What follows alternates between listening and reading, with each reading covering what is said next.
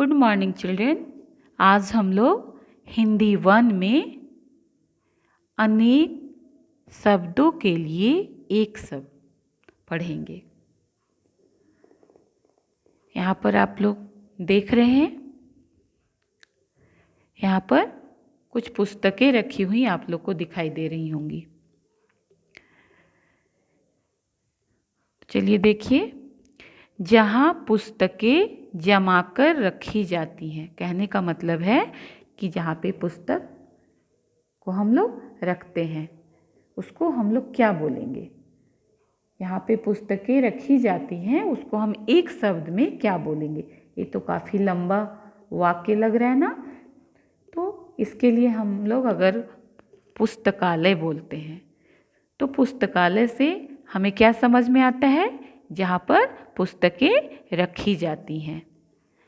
या देखिए, जो पढ़ता है, पढ़ने वाला क्या कहलाएगा, पढ़ने वाला पाठक कहलाता है। तो हम इतने लंबे लंबे वाक्य ना बोलकर एक शब्द बोलते हैं जिससे कि हमें उसके बारे में जानकारी मिलती है। ठीक है बेटा, ऐसे जो शब्द होते हैं वो अनेक शब्दों के लिए एक शब्द का हम प्रयोग करते हैं। यहाँ पर कुछ अनेक शब्द का एक शब्द दिया गया है, वो मैं आपको पहले बताती हूँ। जो पढ़ने जाता है, आप लोग भी स्कूल पढ़ने जाते थे ना, तो आप लोग क्या कहलाओगे, विद्यार्थी, या आप लोग छात्र कहलाओगे। क्या कहलाओगे, विद्यार्थी या छात्र। नेक्स्ट है जो मूर्ति बनाए।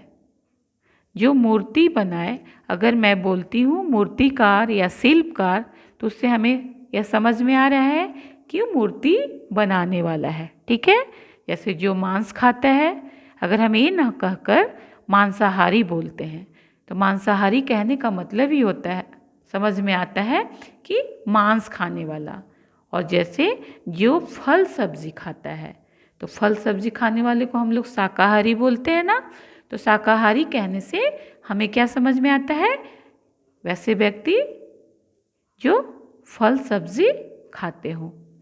या जिस जानवर को पाला जाए, जिस जानवर को पाला जाता है घर में, उसको हम लोग पालतू जानवर बोलते हैं। तो अगर पालतू हम बोलते हैं तो उससे हमें यह समझ में आता है कि वैसे जानवर जिसको हम पालते हैं। तो अनेक शब्दों के लिए एक शब्द का प्रयोग कब किया जाता है, जब हम वाक्यों को छोटा और प्रभावशाली बनाते हैं, तो वहाँ पे हम एक शब्द का प्रयोग करते हैं। तो चलिए मैं आपको कुछ अनेक शब्दों के एक शब्द आज बताऊंगी। ठीक है, तो चलिए देखिए, स्टार्ट करते हैं। अनेक शब्दों के लिए एक शब्द। सबसे पहले मैं इसका उपयोग कहाँ करते हैं उसके बारे में आपको थोड़ा बता देती हूँ। भाषा को छोटा और प्रभावशाली बनाने के लिए अनेक शब्दों के स्थान पर एक शब्द का प्रयोग किया जाता है। जैसे कि चित्रकार बोलते हैं, तो आपको तो समझ में आ गया होगा, चित्रकार मीन्स क्या होता है, जो चित्र बनाता है। तो जो चित्र बनाता है, यह ना लिखकर या कहकर हम क्या बोलते हैं एक शब्द में, चित्रकार। मैं यहाँ कुछ अनेक शब्द का एक शब्द आप लोग को बताऊंगी। ठीक है, तो चलिए स्टार्ट करते हैं। नंबर 1 में आप लोग देखिए, जो पढ़ता है। जो पढ़ता है उसको हम लोग क्या बोलेंगे, पाठक।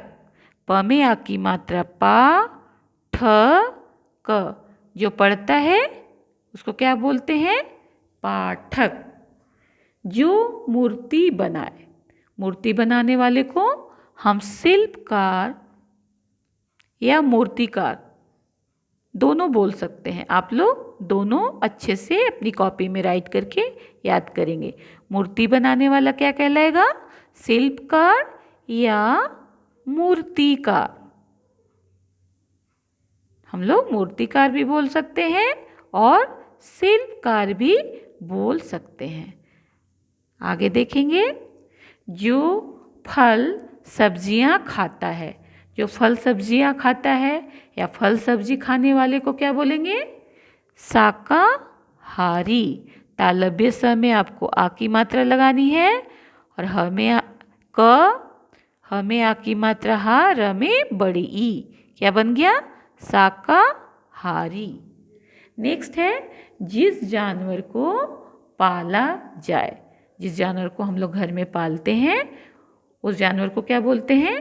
पालतू। प में आ की मात्रा पा, ल, त में बड़ाऊ। क्या हो जाएगा? पालतू।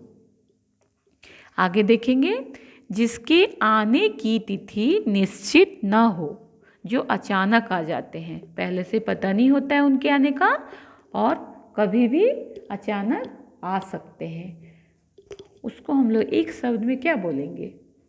अतिथि। क्या बोलेंगे बेटा? अतिथि। तिथि मीन्स दिन होता है, जानकारी होता है जिनका पता नहीं है किस दिन आने वाले हैं, उसको एक शब्द में हम लोग बोलेंगे अतिथि। कुछ गेस्ट होते हैं ना जिनके आने का हमें पता नहीं होता, वो अचानक आ जाते हैं, उनको हम लोग क्या बोलेंगे? अतिथि। अतिथि को मेहमान भी बोलते हैं। आगे देखेंगे, बड़ों की आज्ञा मानने वाला। जो बड़ों की आज्ञा मानता है उसको क्या बोलेंगे? आज्ञाकारी। आज्ञाकारी। जो दूसरों की भलाई करे, जो दूसरों की भलाई करे उसको हम लोग क्या बोलेंगे? परोपकारी। क्या बोलेंगे? परोपकारी।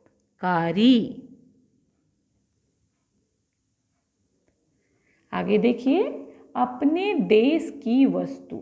अपने देश की वस्तु क्या कहलाती है? स्वदेशी। स्वदेशी। और अगर विदेश की वस्तु हो जो हमारे देश की ना हो उसको हम लोग क्या बोलेंगे?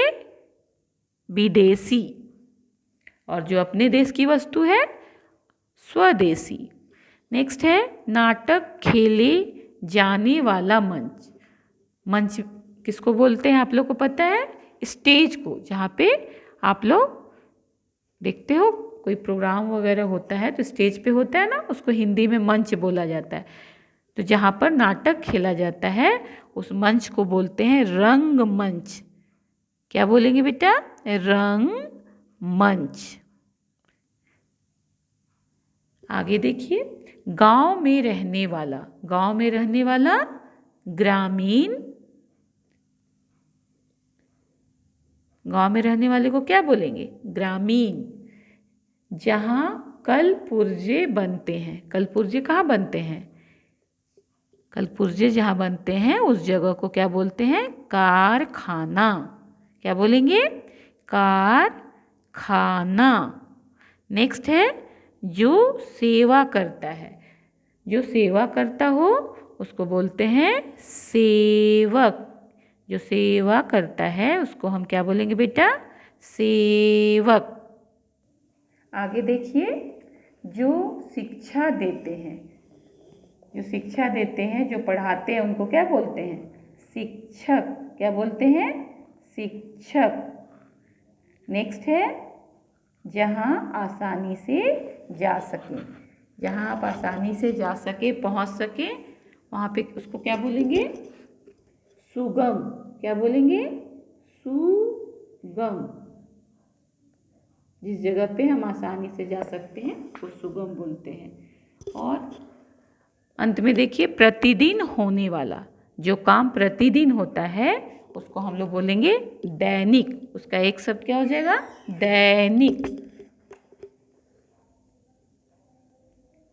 दैनिक। होमवर्क में आप लोग दिए गए कार्य को अपने क्लास वर्क की कॉपी में लिखेंगे। अपनी हिंदी 1 की कॉपी में आप अच्छे से गुड हैंड राइटिंग में इसे राइट करेंगे। Thank you.